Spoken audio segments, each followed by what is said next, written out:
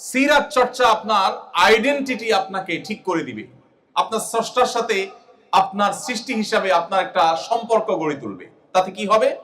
আপনার ডিপ্রেশন আসবে না। তো আপনি একজন তরুণ হিসেবে প্রতিকূলতা ঠেলে আপনি যদি সাফল্যের শেখরে পৌঁছতে চান, তাহলে মুহাম্মদ সাল্লাল্লাহু আলাইহি ওয়াসাল্লামের সিরাত আপনাকে পাঠ করতে হবে। জাতিকে, বিশ্ব মানবতাকে ঐক্যবদ্ধ করার কাজ করতে চান, আপনি যে কোনো সেক্টরে ঐক্য এবং সম্প্রীতির বন্ধন তৈরি করতে চান, মুহাম্মদ সাল্লাল্লাহু আলাইহি ওয়াসাল্লামকে আপনাকে চর্চা করতে হবে। কারণ সবচেয়ে বেশি বাধা মাথায় নিয়ে তিনি পৃথিবীতে জন্মগ্রহণ করেছেন। সবচেয়ে বড় বড় বাধাগুলোকে ঠেলে ঠেলে তিনি তার গন্তব্যে, তার লক্ষ্য পানে তিনি এগিয়ে গেছেন এবং খুব অল্প সময়ের মধ্যে তিনি তার মিশনকে সবচেয়ে শক্তিশালীভাবে সফল করেছেন, সার্থক করেছেন। অতএব আজকের তারুণ্য যদি সফল হতে চায়, সার্থক হতে চায়, চ্যালেঞ্জ মোকাবেলা করতে চায়, যদি সাফল্যের পদচুম্বন তারা করতে চায়, তাহলে মুহাম্মদ সাল্লাল্লাহু আলাইহি সাল্লামের সিরাত চর্চার কোনো বিকল্প তাদের সামনে আর কোনো থাকতে পারে না।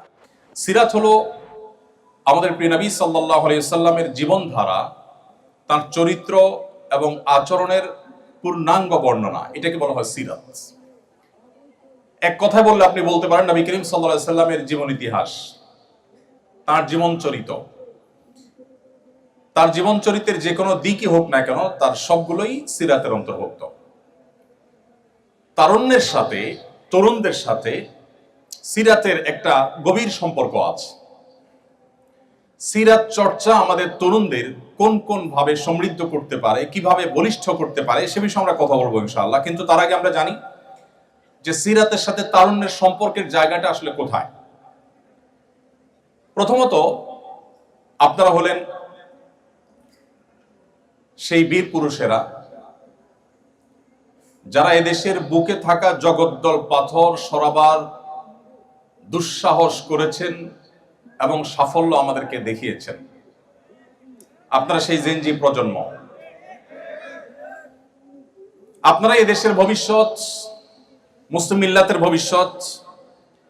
আপনাদের চেতনা এবং কর্ম এটাই এই জাতির মূল চালিকা শক্তি। এই জাতির গন্তব্য কোথায়, এই জাতি কোথায় গিয়ে থামবে, কতদূর যাবে, সেটি আমরা দেখতে পারি আপনাদের চেহারা থেকে। আমাদের তারুণ্যের দিকে তাকালে আমরা আঁচ করতে পারি, অনুভব করতে পারি যে আমাদের গন্তব্য কোথায়, আমরা কোন দিকে যাচ্ছি। যেহেতু তরুণরাই সমাজের ভবিষ্যৎ, অতএব প্রিয় নবী সাল্লাল্লাহু আলাইহি সাল্লামের জীবন চরিত্র, তার সিরাত, এটা সবচেয়ে বেশি প্রাসঙ্গিক, সবচেয়ে বেশি প্রয়োজন তরুণদের জন্য। দ্বিতীয়ত, প্রতিকূল পরিবেশে, সবচেয়ে প্রতিকূল পরিবেশে, সবচেয়ে স্বল্পতম সময়ে নিজের মিশনকে সবচেয়ে বলিষ্ঠভাবে, শক্তিশালীভাবে বাস্তবায়ন করবার দৃষ্টান্ত স্থাপন করেছেন যেই সর্বকালের সর্বশ্রেষ্ঠ মহামানব, সেই হযরত মুহাম্মদ সাল্লাল্লাহু আলাইহি ওয়াসাল্লাম তরুণদের জন্য তার জীবনে সবচেয়ে বেশি প্রাসঙ্গিক এজন্য যে তরুণদের সামনে বহুবিধ চ্যালেঞ্জ আছে, বহুবিধ বাধা আছে। তাদের স্বপ্নকে স্পর্শ করতে গিয়ে যে সমস্ত বাধা তাদের সামনে আসে, সেগুলোকে অতিক্রম করবার যে দীক্ষা মুহাম্মদ সাল্লাল্লাহু আলাইহি সাল্লামের জীবনীতে আছে, মানব ইতিহাসের অন্য কোন মনীষীর জীবনীতে আপনি সেটি পাবেন না। কারণ সবচেয়ে বেশি বাধা মাথায় নিয়ে তিনি পৃথিবীতে জন্মগ্রহণ করেছেন। সবচেয়ে বড় বড় বাধাগুলোকে ঠেলে ঠেলে তিনি তার গন্তব্যে, তার লক্ষ্য পানে তিনি এগিয়ে গেছেন এবং খুব অল্প সময়ের মধ্যে তিনি তার মিশনকে সবচেয়ে শক্তিশালীভাবে সফল করেছেন, সার্থক করেছেন। অতএব আজকের তারুণ্য যদি সফল হতে চায়, সার্থক হতে চায়, চ্যালেঞ্জ মোকাবেলা করতে চায়, যদি সাফল্যের পদচুম্বন তারা করতে চায়, তাহলে মুহাম্মদ সাল্লাল্লাহু আলাইহি সাল্লামের সিরাত চর্চার কোনো বিকল্প তাদের সামনে আর কোনো থাকতে পারে না।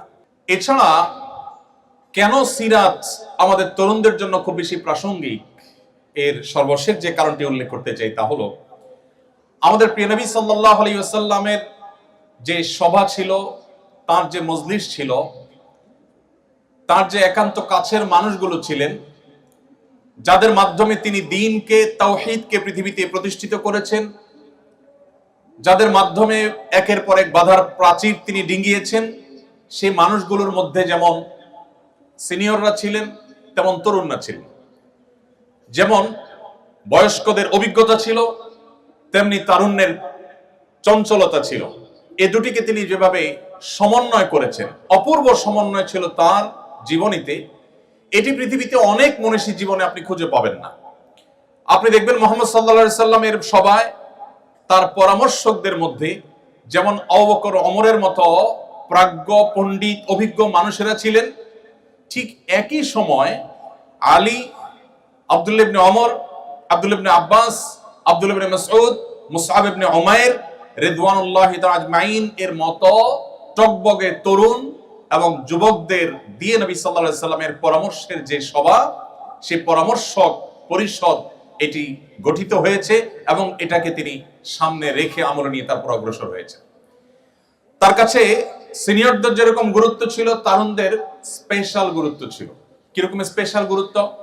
আপনারা যারা হাদিস চর্চা করেছেন, নবী করিম সাল্লাল্লাহু আলাইহি সাল্লামের হাদিস বিভিন্ন সময় আপনারা শুনেছেন, তার হাদিসে আপনি দেখবেন মাঝে মধ্যে তিনি ইয়া মা'শারাশ শাবাব এই বাক্যটা ব্যবহার করেছেন। ইয়া মা'শারাশ শাবাব, ইয়া মা'শারাশ শাবাবের অর্থ হলো হে তরুণ সম্প্রদায়, হে যুবকেরা। নবী করিম সাল্লাল্লাহু আলাইহি সাল্লাম কখনো কখনো নারীদের সম্বোধন করে বলেছেন ইয়া মা'শারান নিসা, হে নারীগণ। আর কখনো কখনো তিনি আলাদা করে তরুণদেরকে ডেকে ডেকে বলেছেন, সম্বোধন করেছেন, অ্যাড্রেস করেছেন ইয়া মা'শারাশ শাবাব, হে তরুণেরা।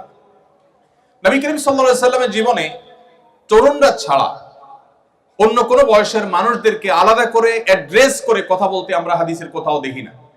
এবং শুধুমাত্র একবার নয়, বরং নবী সাল্লাল্লাহু আলাইহি সাল্লামের জীবনে বারবার এই ঘটনা ঘটেছে যে তিনি তরুণদেরকে আলাদা করে অ্যাড্রেস করেছেন। এখান থেকে বোঝা যায় যে প্রিয় নবী সাল্লাল্লাহু আলাইহি সাল্লামের কাছে আপনারা অর্থাৎ তরুণরা খুবই গুরুত্বপূর্ণ ছিলেন এবং তরুণদেরকে তিনি আলাদা করে অ্যাড্রেস করতে ভালোবাসতেন, পছন্দ করতেন এবং তরুণরাই তার মিশনকে সাকসেস করতে সবচেয়ে বেশি যারা ভূমিকা রেখেছে তাদের মধ্যে অগ্রগণ্য ছিল, অগ্রগামী ছিল। এজন্য আজকের তারুণ্যের জন্য সেই মুহাম্মদ সাল্লাল্লাহু আলাইহি সাল্লামের সিরাত এটা চর্চা করা অত্যন্ত প্রাসঙ্গিক, অত্যন্ত প্রয়োজনীয়। সম্মানিত উপস্থিতি, সিরাত চর্চা আমাদের তরুণদের কি কি বেনিফিট এনে দিতে পারে, কি সুবিধা এনে দিতে পারে, আমাদেরকে কি কি সার্থকতা এনে দিতে পারে। নাম্বার 1, আজকের মুসলমান নামধারী যে তরুণ আমরা আছি, যুব সম্প্রদায় আমরা আছি, বেশিরভাগ আমাদের তরুণদের দিকে তাকালে তাদের জীবনের কোনো লক্ষ্য, কোনো উদ্দেশ্য আছে বলে মনে হয় না। বিশেষ করে তাদের কাউকে আদর্শবাদী মুসলমান বলে মনে করতে আমাদের বেশ কষ্ট হয়। কারণ তাদের যে হেয়ালিপনা, আমি বড় অংশের কথা বলছি, সবার কথা বলছি না, তাদের মধ্যে যে তারুণ্যের চঞ্চলতা, এটা তাদেরকে একটা পর্যায়ে এমন দিকে নিয়ে যায় যেন এই জীবনের বিশেষ কোনো লক্ষ্য, বিশেষ কোনো উদ্দেশ্য, বিশেষ কোনো টার্গেট, বিশেষ কোনো স্বপ্নের জায়গা নেই। এই জন্য আত্মপরিচয়হীনতা দূর করা এবং আদর্শ ভিত্তিক ব্যক্তিত্ব গঠন করবার জন্য সিরাত চর্চা খুবই গুরুত্বপূর্ণ। পৃথিবীতে অনেক মনীষীর জীবনী আপনি পড়তে পারেন। অনেক বড় বড় মনীষীরা পৃথিবীতে এসেছেন এবং মানবতার জন্য অনেক অবদান রেখেছেন। পৃথিবীর ইতিহাসে আগত একমাত্র নবী রাসূলগণই সেই মনীষী যারা আমাদের জীবনের লক্ষ্য, আমাদের উদ্দেশ্য এবং আমাদের আত্মপরিচয়, আমাদের আইডেন্টিটি, আমাদের স্রষ্টার সাথে আমাদের সম্পর্ক এবং মেলবন্ধন এবং কানেকশন এটা করে দিয়েছেন শুধুমাত্র নবী রাসূলগণ। মানব ইতিহাসের অনেক বড় বড় মনীষীদের অনেক বড় বড় অবদানের কথা আপনি আলোচনা করতে পারবেন, কিন্তু আপনার জীবনের লক্ষ্য কি, আপনার জীবনের উদ্দেশ্য কি, এই প্রশ্নের উত্তর পৃথিবীতে অন্য কোনো মনীষীরা দিতে পারেন নাই। শুধুমাত্র আল্লাহর প্রেরিত নবী এবং রাসূলরাই দিয়েছেন, কারণ স্বয়ং সৃষ্টিকর্তা তাদেরকে প্রেরণ করেছেন, যার কারণে সৃষ্টিকর্তা তাদের মাধ্যমে বার্তা দিয়েছেন। এবং নবী সাল্লাল্লাহু আলাইহি ওয়াসাল্লাম কোরআন কারীমের আয়াতের মাধ্যমে আমাদেরকে জানিয়েছেন, আল্লাহ বলেছেন ওয়া মা খালাকতুল জিন্না ওয়াল ইনসা ইল্লা লিয়াবুদুন, আমি জিন এবং মানুষকে সৃষ্টি করেছি শুধু আমার ইবাদত করবার জন্য। আমরা এই পৃথিবীতে এসেছি, আমরা এখানে এসে পড়াশোনা করি, আমাদের ক্যারিয়ার ডেভেলপ করি, আমরা কেউ চাকরি করব, কেউ উদ্যোক্তা হব, কেউ ব্যবসা বাণিজ্য করব, এক একজন এক এক সেক্টরে কাজ করব। আমাদের এই কাজের লক্ষ্য বা উদ্দেশ্য, এটা শেষ পরিণতিটা কি? যদি বলেন যে আমি মানুষের জন্য কাজ করব, মানুষের সেবা করব, আপনি প্রকৌশল বিশ্ববিদ্যালয়ের স্টুডেন্ট হিসাবে পড়াশোনা করে আপনি ইঞ্জিনিয়ার হয়ে আপনি মানব জাতির জন্য কোন একটা সংকটের সমস্যার সমাধানের, সংকটের সমাধানের পথ আবিষ্কার করবেন, মানুষ উপকার করবেন, ভালো কথা। আপনি যা করতে চাইছেন যদি আপনি সেটা করতে না পারেন, পৃথিবীতে মানুষ যা করতে চায় তার সবকিছু কি করতে পারে? আমরা যা চাই সবকিছু কি করতে পারি? আপনি যা করতে চেয়েছেন যদি সেটা করতে না পারেন, ধরা যাক আপনার স্বপ্ন ছিল আপনি পড়াশোনা করে আপনার ক্যারিয়ার ডেভেলপ করে আপনি মানব জাতির জন্য অনেক কিছু করবেন, কিন্তু আপনি হয়তো কিছু করতে পারলেন না। এই যে অনাকাঙ্ক্ষিত আনএক্সপেক্টেড সিচুয়েশনে তৈরি হয়েছে, আপনি কিছু করতে পারলেন না, এই জায়গাটায় আপনার সান্ত্বনার কোনো সূত্র আপনি খুঁজে পাবেন না। আপনি যদি আপনার সেকুলার দৃষ্টিভঙ্গি থেকে দেখেন, তাহলে আপনার একটা স্বপ্ন ছিল, স্বপ্নটা বাস্তবায়ন করতে পারলেন না, তাহলে আপনার এখন যাওয়ার কোনো জায়গা নেই। আপনি ও স্যাড বলা ছাড়া, ডিপ্রেসড হওয়া ছাড়া আপনার কিছু করার নেই। এটা একজন মানুষের জীবনের কোনো কাঙ্ক্ষিত সমাপ্তি হতে পারে না। দুর্ভাগ্যজনক বাস্তবতা হলো যারা মুহাম্মদ সাল্লাল্লাহু আলাইহি সাল্লাম সহ আল্লাহর পক্ষ থেকে প্রেরিত নবী রাসূলদের প্রতি ঈমান আনে না, বিশ্বাস করে না, তাদের জীবনে এরকম অনাকাঙ্ক্ষিত পরিসমাপ্তির সম্ভাবনা অনেক জোরালো।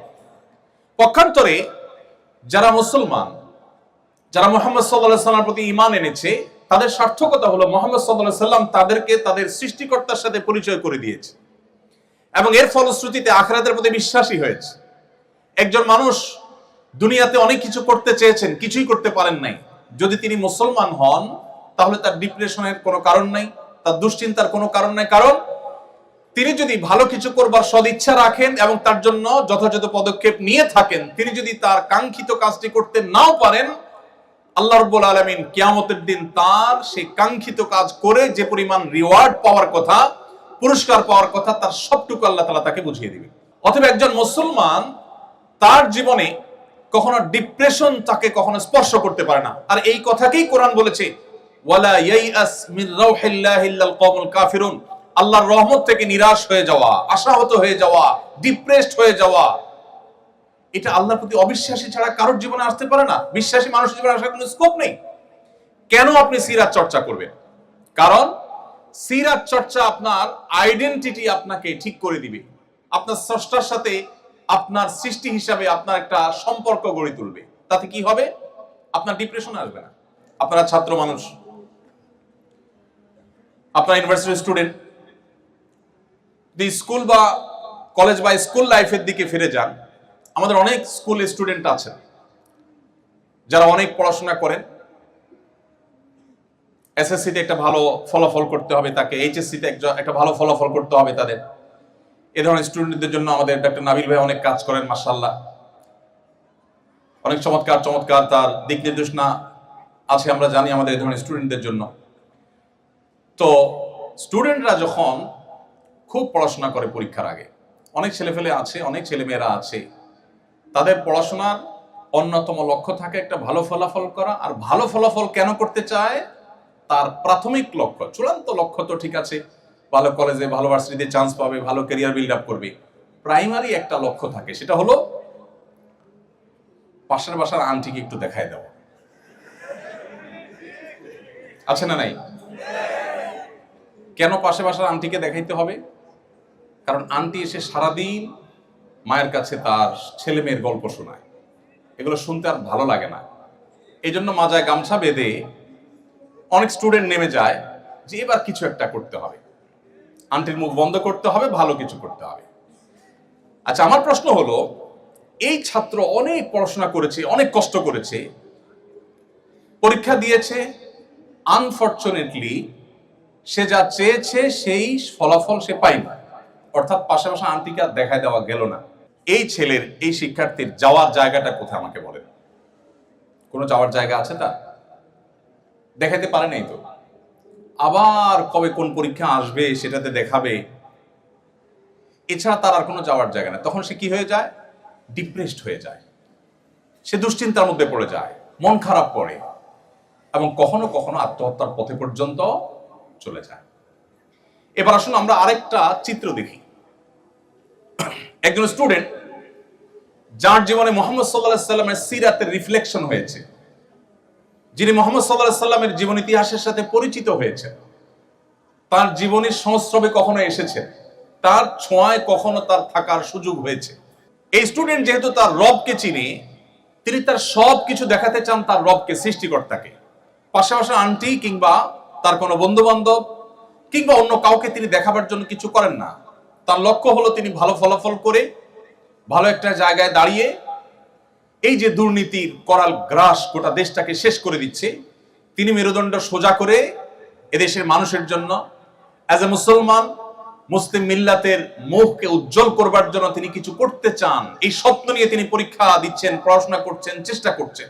যদি তিনি তার সে চেষ্টায় সফল হন, ব্যাটে বলে হয় তো আলহামদুলিল্লাহ, যদি না হয় তাহলে তার সান্ত্বনার জায়গা হলো যে আল্লাহ রাব্বুল আলামিন ইনপুট দেখেন না, আল্লাহ তাআলা আউটপুট দেখেন না, আল্লাহ তাআলা ইনপুট দেখেন। আল্লাহ চেষ্টা দেখেন, ফলাফল দেখেন না। দুনিয়ার মানুষ ফলাফল দেখে, আল্লাহ রাব্বুল আলামিন ফলাফল দেখে মানুষকে তার বিনিময় সব সময় দেন না, সব সময় দেন না। আল্লাহ তাআলা দেখেন বান্দার প্রচেষ্টা। যদি আল্লাহ তাআলা আউটপুট দেখে সব সময় বিনিময় দিতেন, তাহলে বহু নবী রাসূল পৃথিবীতে এসেছেন যারা যুগ যুগ ধরে ইসলাম প্রচারের কাজ করার পরও দেখা গেছে তাদের কথা হয়তো একজন মানুষ শুনেছে কিংবা একজনও শুনেনি। হয়রাজ আমাদের মধ্যে বহু লোক আছে যাদের লক্ষ লক্ষ ফলোয়ার্স, অনেক ভক্ত অনুরক্ত। তো আল্লাহ রাব্বুল আলামিন চেষ্টা দেখবেন। সো একজন তরুণ তিনি যখন মুহাম্মদ সাল্লাল্লাহু আলাইহি সাল্লামের সিরাতকে তার জীবনে অবলম্বন হিসাবে ঠিক করে নেয়, সিরাতকে সে যখন সামনে রাখে, তখন তার জীবনে সে কাঙ্ক্ষিত জিনিসটা যদি নাও পান, তিনি ডিপ্রেসড হন না।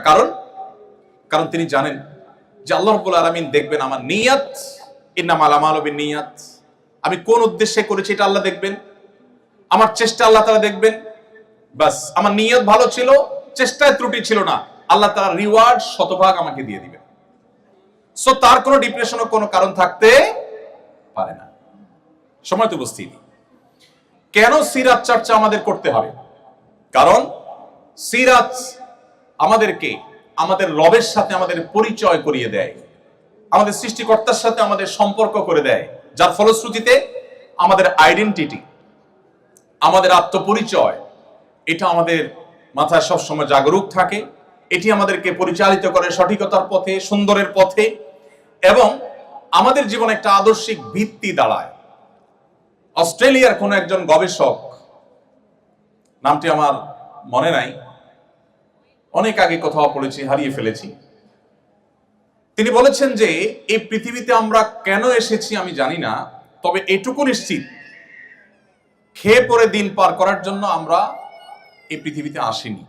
দেখুন, জন্মের পর থেকে আমরা যত চেষ্টা করছি, যত পরিশ্রম করছি, যত সাধনা করছি, সবগুলোর সার সংক্ষেপ হলো আমরা রুটি রুজি আহরণ করছি, সেটি ভোগ করছি, একটা পর্যায়ে আমরা মারা যাচ্ছি, কালের গর্ভে হারিয়ে যাচ্ছি।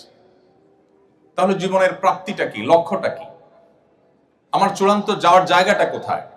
নবী করিম সাল্লাল্লাহু আলাইহি সাল্লাম আমাদের সেই প্রশ্নের উত্তর দিয়েছেন যে আমাদের জীবনের এই সকল কর্মকাণ্ডের প্রাপ্তি অপ্রাপ্তির হিসাব মেলাবার জন্য আল্লাহ তাআলা ইয়াউমুল আখিরা প্রতিষ্ঠা করবেন। যিনি আমাদেরকে শূন্য থেকে সৃষ্টি করেছেন, তিনি আমাদেরকে মাটির সাথে মিশিয়ে যাওয়ার পর আবার সেখান থেকে আমাদেরকে সৃষ্টি করবেন এবং আমাদের প্রাপ্য বুঝিয়ে দিবেন। যার কারণে একজন মুসলমান তিনি আদর্শের ভিত্তিতে, তার আদর্শিক একটা ভিত্তির উপর তার জীবন দাঁড়ায়, তার আইডেন্টিটি তৈরি হয়, তার আত্মপরিচয় তৈরি হয়।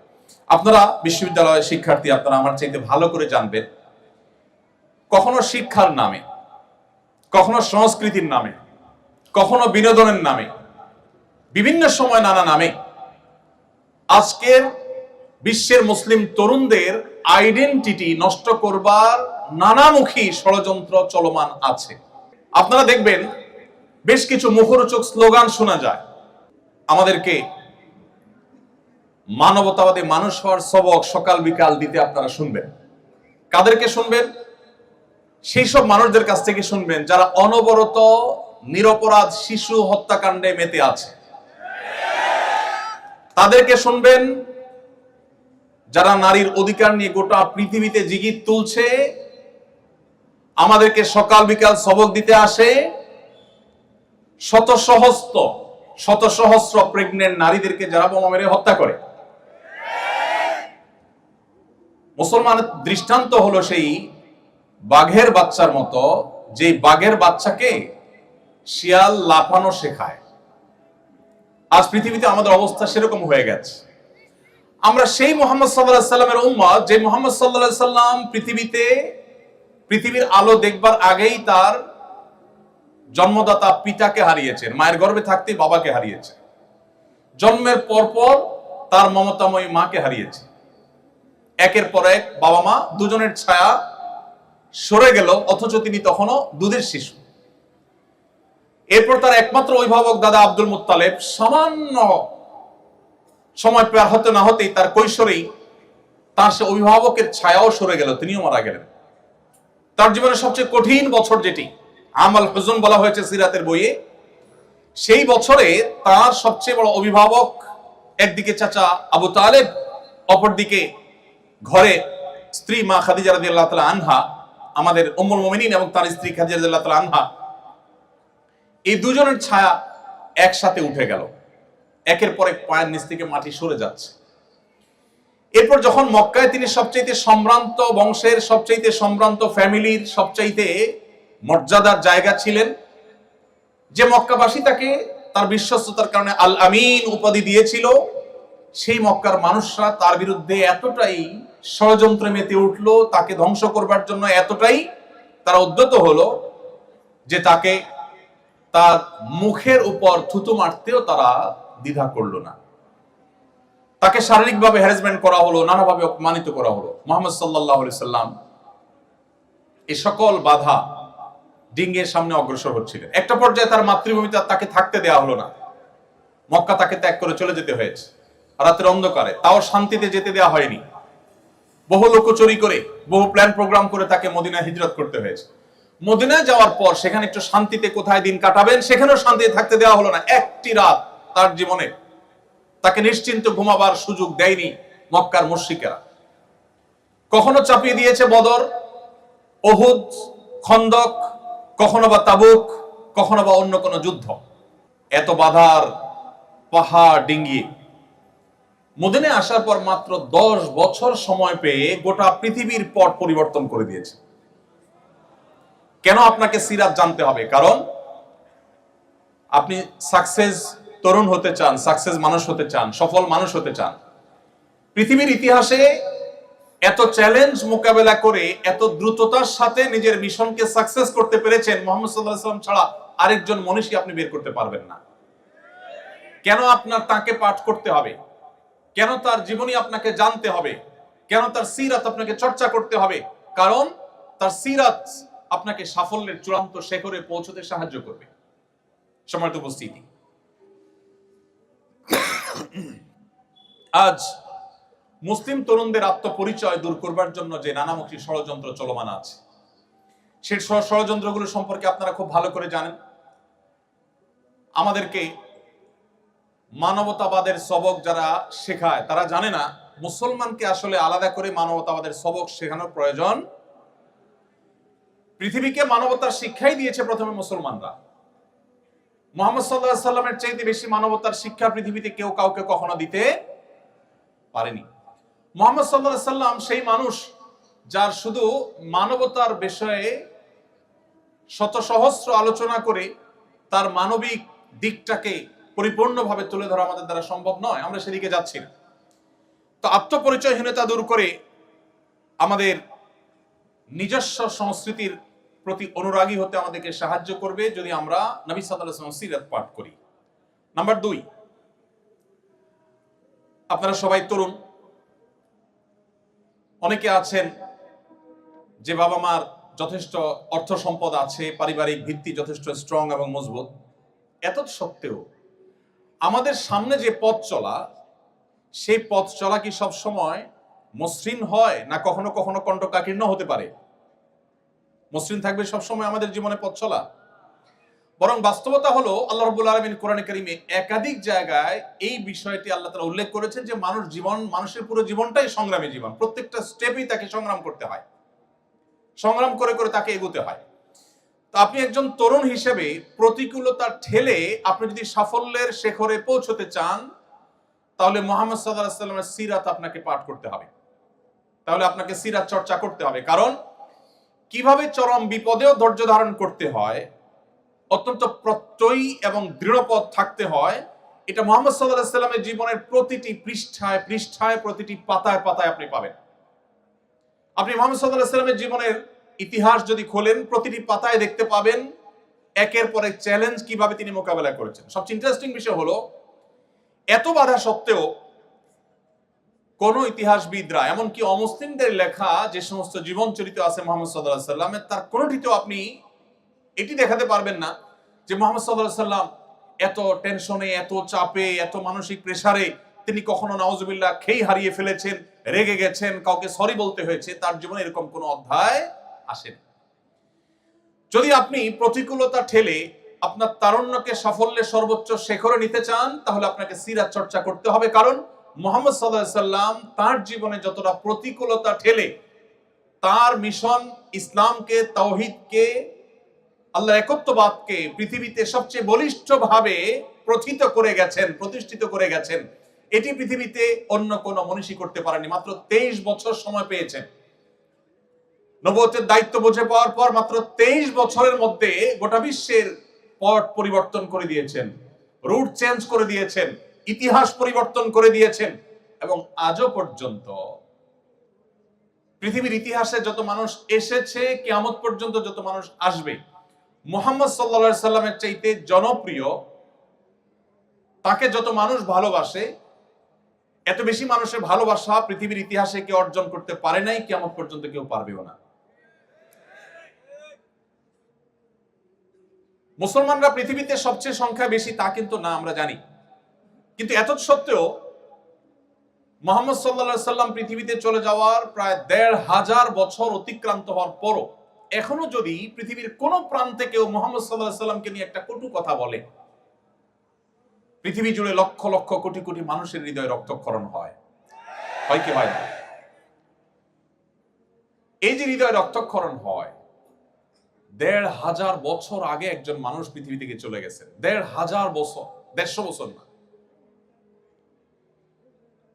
কতটা প্রভাব মানুষের অন্তরে তিনি রেখে গেছেন যে ১৫০০ বছর পরও যদি তাকে নিয়ে কেউ কোনো কটু কথা বলে, কোটি কোটি মানুষ পৃথিবী জুড়ে এখনো তার জন্য কাঁদে, চোখের পানি ফেলে, সংক্ষুব্ধ হয়।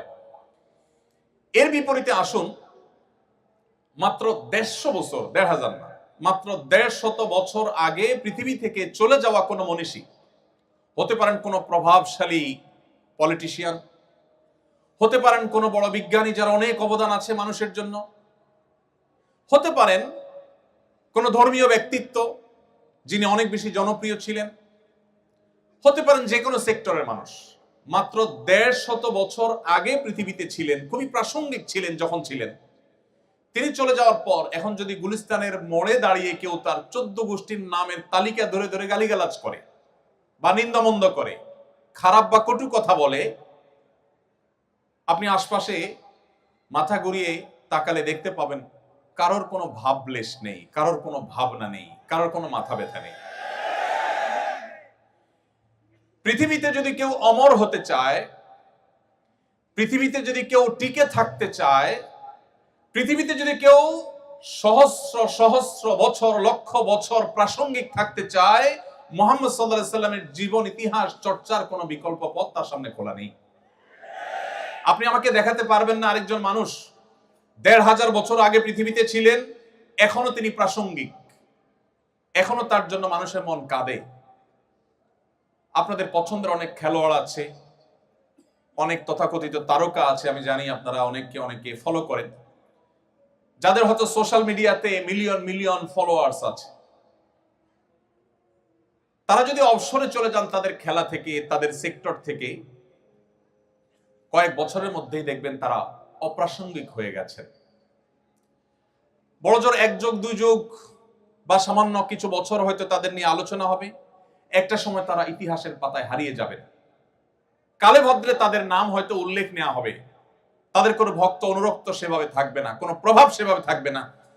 যত নবী রাসূল পৃথিবীতে এসেছেন সবাই পৃথিবীতে সবচেয়ে বেশি প্রভাব সৃষ্টিকারী, সবচেয়ে বেশি প্রাসঙ্গিক। বিজ্ঞানের উৎকর্ষের এই সময় এসেও মুহাম্মদ সাল্লাল্লাহু আলাইহি সাল্লামের প্রাসঙ্গিকতা চুল পরিমাণ, বিন্দু পরিমাণ কমে নাই, বরং বাড়ছে। পৃথিবী যত সংকটে নিপতিত হবে, যত সংকটের মুখোমুখি হবে, মানবতা যত বিপর্যস্ত হবে, তত বেশি মুহাম্মদ সাল্লাল্লাহু আলাইহি সাল্লামকে স্মরণ করতে বাধ্য হবে। মানবতার সামনে আল্লাহর প্রেরিত রাসূল, মহান সৃষ্টিকর্তার প্রেরিত দূতের দেখানো পথ ছাড়া সত্যিকারের এবং দীর্ঘস্থায়ী সমাধানের এবং মুক্তির আর কোনো পথ খোলা নেই। ভাইরা আমার, এক্সপেরিমেন্ট বা পরীক্ষা নিরীক্ষা পৃথিবী বহু চালিয়েছে, এখনো চালাচ্ছে। একমাত্র ঘুরে ফিরে যে জীবন দর্শন মানুষের জন্য সবচেয়ে বেশি বাস্তবসম্মত, উপযোগী এবং উপকারী হিসাবে প্রমাণিত, সেটি হলো নবী রাসূলদের আদর্শ। সর্বশেষ নবী মুহাম্মদ মুস্তাফা সাল্লাল্লাহু আলাইহি সাল্লামের জীবনী সেজন্য আমাদের চর্চা করতে হবে। সম্মানিত বন্ধুগণ, কেন আমাদের সিরাত চর্চা করতে হবে? আপনি একজন টকবগে তরুণ হিসেবে যদি আপনি সমাজের অন্যায় অনাচারের বিরুদ্ধে লড়তে চান, বিশেষ করে আমাদের এই প্রিয় স্বদেশের কথা যদি বলি, যেখানে রন্ধ্রে রন্ধ্রে প্রতিটি খাঁজে ভাঁজে যেখানে অনিয়ম, অন্যায়, অনাচার ছেয়ে গেছে, আপনি যদি জগদ্দলে পাথর সমাজের বুক থেকে সরাতে চান, তাহলে আপনার জন্য মুহাম্মদ সাল্লাল্লাহু আলাইহি সাল্লামের সিরাত চর্চার কোনো বিকল্প নেই। কারণ আপনি দেখবেন মুহাম্মদ সাল্লাল্লাহু আলাইহি সাল্লাম মক্কা যখন আগমন করেছেন, তিনি সেখানকার যত কুসংস্কার ছিল, জাহিলি যুগের যত অন্যায় অনাচার ছিল, যত জঞ্জাল ছিল, সেগুলোকে তিনি দূর করেছেন। কত বছরে? মাত্র 23 বছর সময়ের মধ্যে। শুধু মক্কার অনাচার নয়, তখনকার পৃথিবীতে যত অনাচার ছিল, এই সমস্ত অনাচারগুলোকে একটি একটি করে সবগুলোর কবর রচনা করেছেন মুহাম্মদ সাল্লাল্লাহু আলাইহি সাল্লাম। আপনারা জানেন, আমাদের বোনরা শুনছেন এখানে নিশ্চয়ই, কন্যা হিসাবে যে সমাজে জন্মগ্রহণ করাটাকে অপরাধ মনে করা হতো। আল্লাহ কোরআনে বলেছেন, ওয়াইযা বুশশিরা আহাদুহুম বিল উনসা যাল্লা ওয়াজহুহু মুসওয়াদ্দান ওয়া হুয়া কাযীম। নবী সাল্লাল্লাহু আলাইহি সাল্লাম যে সমাজে এসেছেন, সে সমাজে কারোর কন্যা সন্তান হয়েছে এই সংবাদ শোনানো হলে তার মুখটা কালো হয়ে যেত। ইয়াতাওয়ারা মিনাল কওম, তিনি মুখ লুকাতেন, মানুষের সামনে মুখ দেখাতে চাইতেন না, কারণ তার কন্যা সন্তান হয়েছে। আপনি চিন্তা করতে পারেন যে এই জায়গা ছিল কন্যা বা মেয়েদের অবস্থান। সময় কিন্তু 23 বছর। মাত্র এই 23 বছরের মধ্যে নারীকে সেই অতল গভীর থেকে তুলে আকাশের সর্বোচ্চ শিখরে রেখে নবী করিম সাল্লাল্লাহু আলাইহি সাল্লাম এমন এক সমাজ গঠন করেছেন মাত্র 23 বছরে, যেই সমাজে কন্যার বাবা হওয়া ছেলের বাবা হওয়ার চাইতে বেশি গৌরবের বিষয় পরিণত হয়েছে। আপনারা অনেকেই হাদিস জানেন, নবী করিম সাল্লাল্লাহু আলাইহি সাল্লাম বলেছেন, কারোর যদি দুটি কন্যা সন্তান থাকে এবং সে যদি সেই দুটি কন্যা সন্তানকে সুশিক্ষা দেয়, সঠিক দীক্ষা দেয়, তাদের মধ্যে কোনো বৈষম্য না করে, সুবিচার করে, তাদেরকে সুশিক্ষা শিক্ষিত করে, আদর্শবান মুসলিম করে, ভালো পাত্রস্থ করে, এক কথা তাদের সকল অধিকার যদি সঠিকভাবে আদায় করে এবং কন্যা সন্তান হয়েছে এটার জন্য তিনি কোনো লজ্জিত, অনুতপ্ত বা হেজিটেশন ফিল না করে প্রাউড ফিল করেন, নবী করিম সাল্লাল্লাহু আলাইহি সাল্লাম তার জন্য জান্নাতের, বরং নবী সাল্লাল্লাহু আলাইহি সাল্লামের সান্নিধ্যে জান্নাতে থাকার শুভ সংবাদ দিয়েছেন। অথচ আমি নিজেও ছেলে, আপনারাও এখানে আমার সামনে যারা আছেন তারা ছেলে। এমন কোন হাদিস আমি পাইনি যে এক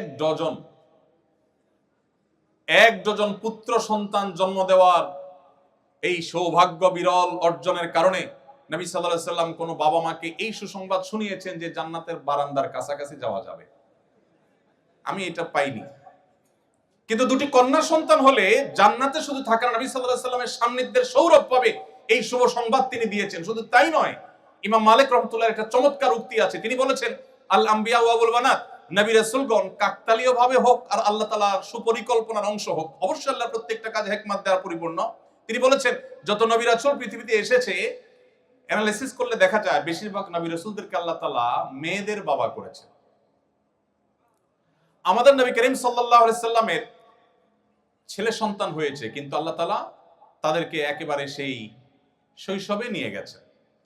তার 4টি কন্যা সন্তান স্বাভাবিক জীবন যাপন করে বড় হয়ে সংসার করে তারপর দুনিয়া থেকে গেছেন। 4টি কন্যা সন্তান, একটি ছেলে সন্তানও তার বড় হয়ে স্বাভাবিক জীবন যাপন করবার সুযোগ পায়নি। অর্থাৎ নবী করিম সাল্লাল্লাহু আলাইহি সাল্লাম 4 জন মেয়ের বাবা ছিলেন, এবং এজন্য মক্কার মুশরিকরা তাকে বিদ্রুপ করে বলতো যে মুহাম্মদ মারা গেলে তার নাম নেয়ার মতো মানুষ কেউ থাকবে না, কারণ কোনো ছেলে নাই, তার বংশ কিভাবে থাকবে টিকে। যারা বলেছিল তারা ইতিহাসে রাস্তা করে নিক্ষিপ্ত হয়ে গেছে। মুহাম্মদ সাল্লাল্লাহু আলাইহি সাল্লামের নামে নামকরণ করা পৃথিবীর যে কোনো দেশে, যে কোনো সমাজে, বিশেষ করে যেখানেই মুসলমান আছে সেখানে আপনি দেখবেন, এমনকি ইংল্যান্ডের সন্তানদের নামকরণের ক্ষেত্রে দেখা গেছে যে প্রায় বছরই সবচেয়ে বেশি সংখ্যক সন্তান বা শিশুদের নাম রাখা হয় মোহাম্মদ নামে। যারা মনে করেছিল মুহাম্মদ সাল্লাল্লাহু আলাইহি সাল্লামের ছেলে সন্তান না থাকলে তিনি হারিয়ে যাবেন, তারা হারিয়ে গেছে। মুহাম্মদ সাল্লাল্লাহু আলাইহি সাল্লাম পৃথিবীতে এখনো প্রাসঙ্গিক আছেন। ভাইরা আমার, তো সমাজের যে জঞ্জাল, যে কুসংস্কার, এটা যদি আপনি দূর করতে চান, আপনি যদি সংগ্রামী মানুষ হতে চান, সমাজ সংস্কারক হতে চান, তাহলে আপনাকে মুহাম্মদ সাল্লাল্লাহু আলাইহি সাল্লামের সিরাত পাঠ করতে হবে, তার সিরাত চর্চা করতে হবে। কারণ খুব স্বল্পতম সময়ের মধ্যে যে মক্কার মুশরিকেরা কন্যা সন্তান হলে জীবন্ত পুঁতে ফেলতো, তাদের বুকের উপর দাঁড়িয়ে নবী সাল্লাল্লাহু আলাইহি সাল্লামের জীবনের শেষ ওসিয়তগুলোর মধ্যে থেকে ছিল ফাস্তাউসু বিন-নিসাই খায়রা, তোমরা মেয়েদের ব্যাপারে আমার কাছ থেকে কল্যাণের উপদেশ গ্রহণ করো। নারী জাতিকে তিনি উন্নতির চরম শিখরে, মুক্তির চরম পর্যায়ে তিনি রেখে গেছেন। ভাইরা আমার, আমি একটা কথা প্রায় বলি, আজকে পৃথিবীতে নারীবাদের খুব স্লোগান শুনতে পাবেন, অধিকার অধিকারের শব্দটা খুব বেশি শুনতে পাবেন। এগুলো শুনলে বেশ আমাদের মধ্যে একটা ভাবসাব আসে যে অধিকার সচেতন, আধুনিক। নবী করিম সাল্লাল্লাহু আলাইহি সাল্লাম যখন পৃথিবীতে মানবতা বুলুণ্ঠিত হয়েছে, তখন মানবতা নিয়ে কাজ করেছেন, তখন কোনো প্রজেক্ট ফাইল তার কাছে ছিল না। এখন পৃথিবীতে অনেকেই অধিকারের কথা বলেন বিভিন্ন বিদেশি ফান্ড বা তহবিল হালাল করবার প্রয়োজনে। এটা একটা ফ্যাশনের বিষয় হয়েছে এখন, তখন ফ্যাশনের বিষয় ছিল না। তো আপনি যদি সমাজে অন্যায় অনাচার দূর করে সংগ্রামী সাধক হতে চান, সমাজ সংস্কারক হতে চান, প্রতিবাদীর ভূমিকায় থাকতে চান, তাহলে মুহাম্মদ সাল্লাল্লাহু আলাইহি সাল্লাম কিভাবে সমাজ সংস্কার করেছেন, কিভাবে এত অল্প সময়ে একটা সমাজকে আমূল পরিবর্তন করে দিয়েছেন, দিন এবং রাত যেরকম তফাৎ এরকম তফাৎ করে দিয়েছেন, সেই সিরাত আপনাকে পাঠ করতে হবে। প্রিয় ভাইরা আমার, আপনি যদি বিরতিহীন পথ চলায় জীবনের অভিষ্ট লক্ষ্যে পৌঁছতে চান, তাহলে আপনাকে মুহাম্মদ সাল্লাল্লাহু আলাইহি সাল্লামের সিরাত চর্চা করতে হবে। কেন? কারণ আপনি দেখবেন নবী করিম সাল্লাল্লাহু আলাইহি সাল্লামের জীবনে তার যে পথ চলা ছিল, এটা ছিল বিরতিহীন। আল্লাহ তাআলা কোরআনে কারীমে নবী করিম সাল্লাল্লাহু আলাইহি সাল্লামকে বলেছেন, হে রাসূল, আপনি রাতের কিছু অংশ আরাম করুন, সারা রাত দাঁড়িয়ে ইবাদত করবেন না, একটু রেস্ট করুন। কারণ ইন্না লাকা ফিন নাহারি সাবহান তাওয়িলা, কারণ দিনে আপনাকে দীর্ঘ পথ সাঁতরাতে হবে।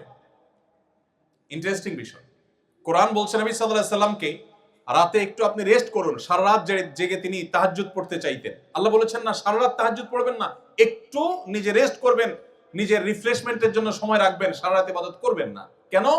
কারণ দিনে আপনাকে দীর্ঘ পথ সাঁতার কাটতে হবে, সাঁতরাতে হবে। প্রশ্ন হলো, নবী সাল্লাল্লাহু আলাইহি সাল্লাম যে মক্কায় ছিলেন বা মদিনায় ছিলেন, সেখানে সাঁতার কাটার কোনো অপশন ছিল না। এবং তখনকার আরবেরা, এমনকি এখনকার আরাবিয়ানরাও, তারা আমাদের মতো নদীমাতৃক এলাকার মানুষ না। তাদের সাঁতার কাটা বেশিরভাগ মানুষই জানে না বললেই চলে। নবী সাল্লাল্লাহু আলাইহি সাল্লামের জীবনে একবারও সাঁতার কেটেছেন এরকম কোনো বর্ণনা কেউ খুঁজে পাবে না। তাহলে আল্লাহ তাআলা বলতে পারতেন যে আপনাকে দীর্ঘ পথ অতিক্রম করতে হবে, পাড়ি দিতে হবে, হাঁটতে হবে, চলতে হবে, সারা বলে আল্লাহ তাআলা সাঁতার কাটা কথা কেন বললেন? এ বিষয়ে তাফসীর বিশেষজ্ঞ বিশ্লেষক ওলামা ইকরাম বলেন, এখানে আল্লাহ তাআলা একটি বার্তা দিতে চেয়েছেন। সেটি হলো, মানুষ পায়ে হেঁটে চললে একটু বিরতি নেয়, অন্য যে কোনো বাহনে গেলে মানুষ হয়তো একটু বিরতি নেওয়ার অপশন থাকে, কিন্তু কেউ যদি সাঁতার কাটে তাহলে তার গন্তব্যে পৌঁছার আগ পর্যন্ত বিরতির কোনো সুযোগ থাকে না। নবী করিম সাল্লাল্লাহু আলাইহি সাল্লামের যে কাজ, এই কাজ ছিল বিরতিহীন। এজন্য তার সারা জীবন তিনি বিরতিহীনভাবে চেষ্টা চালিয়েছেন।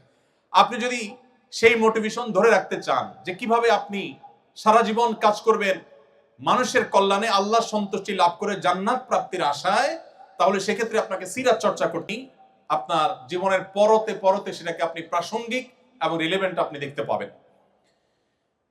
আপনার যদি লিডারশিপ এবং নেতৃত্বের ইচ্ছা থাকে, স্বপ্ন থাকে, তাহলে আপনাকে সিরাত চর্চা করতে হবে। কারণ নবী করিম সাল্লাল্লাহু আলাইহি সাল্লামকে দেখবেন যে তিনি তরুণ বয়স থেকেই সততা, ন্যায় বিচার, দূরদর্শিতা এগুলার সবচেয়ে উৎকৃষ্ট উদাহরণ সৃষ্টি করেছেন, দৃষ্টান্ত স্থাপন করেছেন।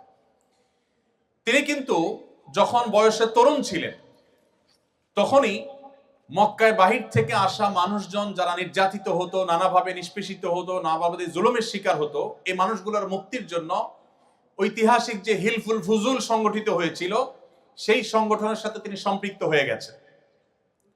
এবং যখন মক্কার কাবার পুনর্নির্মাণের উদ্যোগ নিলেন নবী সাল্লাল্লাহু আলাইহি সাল্লামের দাদা আব্দুল মুত্তালিব, নবী সাল্লাল্লাহু আলাইহি সাল্লাম তখন কিশোর ছিলেন, অনেক ছোট মানুষ ছিলেন।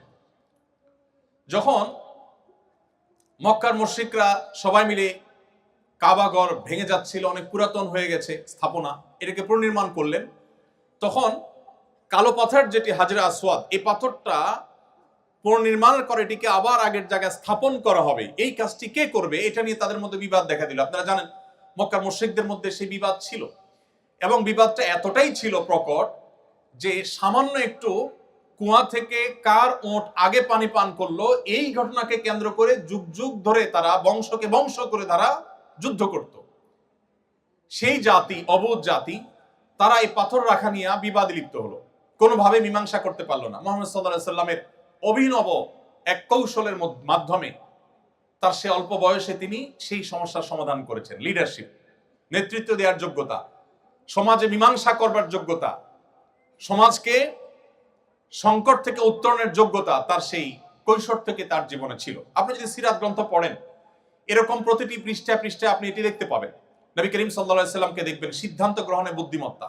শুধুমাত্র হিজরতের সময় মক্কা থেকে তিনি যে মদিনায় চলে যাচ্ছিলেন রাতের অন্ধকারে, যে স্টেপগুলো তিনি অবলম্বন করেছেন, এগুলোর এক একটা নিয়ে বহু পিএইচডি হতে পারে, বহু গবেষণা হতে পারে, হয়েছেও। নবী করিম সাল্লাল্লাহু আলাইহি সাল্লামের যে প্ল্যান ছিল, আপনি দেখবেন তিনি মক্কা থেকে হিজরত করে মদিনায় যাবেন, কাউকে বলেননি, কাছের লোকজনকেও বলেননি। মক্কার সমস্ত মুশরিকদের সবগুলো চোখ তার দিকে, কখন তিনি বের হয়। তারা আঁচ করতে পেরেছে যে তিনি যাবেন, কিন্তু তাদের সবার সে চেষ্টাকে ব্যর্থ করে দিয়ে তিনি সাকসেস হয়েছেন, তিনি চলে গেছেন, তার সন্ধান তারা পায়নি। প্ল্যান কি ছিল? দীর্ঘ আলোচনা, আমি সেদিকে খুব বেশি দীর্ঘ আলোচনা যাব না। আপনি যদি লক্ষ্য করেন দেখবেন তিনি যাওয়ার আগে সংবাদ সবার কাছ থেকে তিনি আড়ালে রেখেছেন, কাউকে বলেননি, কাছের লোক, পরিবার লোকদেরকেও বলেননি তিনি কখন যাচ্ছেন। যে বিছানায় তিনি শায়িত ছিলেন, আলী রাদিয়াল্লাহু তাআলা আনহুকে ডেকে এনে ওই বিছানায় শুইয়ে দিলেন, দিয়ে তারপর তিনি চলে গেলেন, যাতে করে তাকে যারা ডিপ মনিটরিং করছে, তখনকার যুগে তো আর বিদ্যুতের আলো ছিল না, এই আলো আধারিতে কেউ একজন বিছানায় শোয়া আছে এটা দেখে তারা যেন ধোকায় পড়ে যায়, তারা যেন মনে করে যে মুহাম্মদ সাল্লাল্লাহু আলাইহি ওয়াসাল্লাম মনে বিছানায় শোয়া আছেন। এই জন্য আলী রাদিয়াল্লাহু তাআলা আনহুকে রাতের গভীরে এনে তার বিছানায় শুইয়ে দিয়ে তিনি বাসা থেকে বের হয়েছে। তিনি জানতেন যে একটানা মদিনায় তিনি যেতে পারবেন না, তাকে ধাওয়া করা হবে। তিনি পথে একটা স্টেপ নিলেন গারে সৌরে। সেই গারে সৌর, সেখানে তিনি অবস্থানকালীন সময়ে খাবার দাবারের কি ব্যবস্থা হবে সেই ক্যাটারিং সার্ভিসের জন্য তিনি দায়িত্ব দিলেন আবু বকর রাদিয়াল্লাহু তাআলা আনহুর কন্যাকে, এবং তাকে দায়িত্ব দিলেন, তিনি যথারীতি দায়িত্ব পালন করলেন। আবার সেই খাবার কিভাবে পৌঁছানো হবে, মক্কার মুশরিকরা তো ফলো করবে, এই জন্য দায়িত্ব দিলেন আরেকজনকে, ট্রান্সপোর্টের দায়িত্ব। যাকে ট্রান্সপোর্টের দায়িত্ব দেওয়া হলো তাকে পরিকল্পনা বুঝায় দেওয়া হলো, তিনি ছাগলের রাখাল নিয়ে, যিনি খাবার যাবেন তার পেছন থেকে ছাগলের রাখাল নিয়ে একজন যাবেন, যাতে করে তার যে পদচিহ্নগুলো আছে এগুলো ছাগল পায়ে হেঁটে মারিয়ে সেটাকে মিশিয়ে ফেলে, মক্কার মুশরিকরা যাতে আঁচ করতে না পারে পায়ে হেঁটে কোথায় গিয়েছে, গাড়ি সৌরটা ঠিক কোন জায়গায় যেন ধরতে না পারে। এরপরে সেখানে মক্কার মুশরিকদের গতিবিধি জানার জন্য সংবাদদাতা হিসাবে, মিডিয়া হিসাবে আলাদা ডিপার্টমেন্টকে দায়িত্ব দিলেন, তারা সেই সংবাদ তাকে পৌঁছাতো নিয়মিত।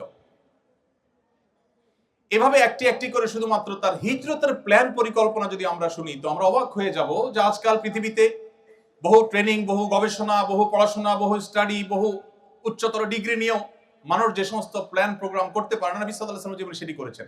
সবচেয়ে মজার বিষয় হলো তার 23 বছরের সামগ্রিক জীবনে একটি জায়গা আপনি খুঁজে বের করতে পারবেন না যে তিনি একটা স্টেপ নেওয়ার পরে বলেছেন ও সরি, ভুল হয়ে গেছে, একটাও দেখাতে পারবেন না। গাইডেড বাই আল্লাহ সুবহানাহু ওয়া তাআলা।